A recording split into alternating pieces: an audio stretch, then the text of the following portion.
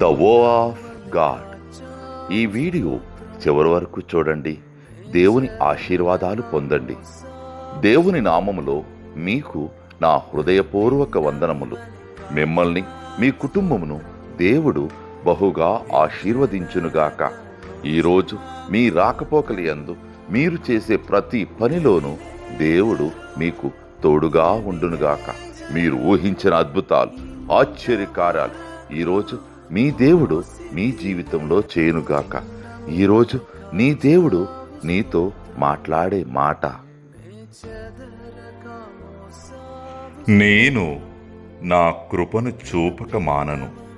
మొదటి దినవృత్తాంతములు 17వ అధ్యాయం 13వ వచనం. I will not take my mercy away. 1 Chronicles chapter 17 verses 13. నన్ను పిండము వలె కాచావు స్తోత్రం, నే చెదరక మోసావు స్తోత్రం.